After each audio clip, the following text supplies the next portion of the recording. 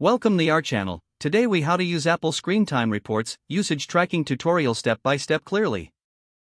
Open your device settings. Scroll down and tap on Screen Time. If you haven't already enabled Screen Time, tap Turn on Screen Time.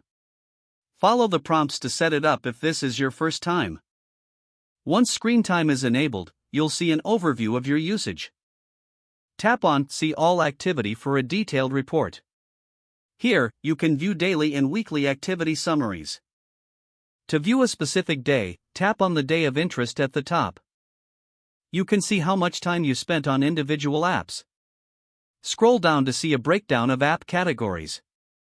Tap on any category to view usage details for that group. To set app limits, go back to the main Screen Time menu. Select App Limits. Tap Add Limit. Choose the categories after selecting, tap Next.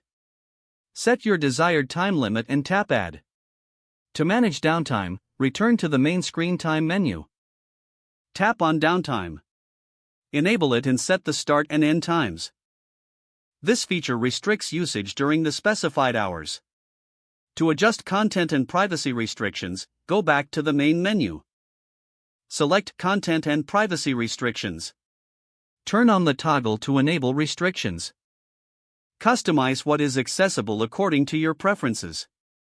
You can also view notifications under the Screen Time settings. This will show how many notifications you received from each app.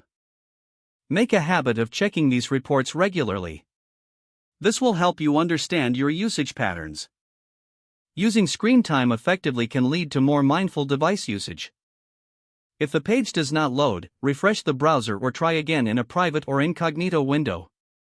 Make sure you are using the correct email address, then retype it carefully to avoid small typos. If your password is not accepted, use the reset option and create a new strong password you can remember.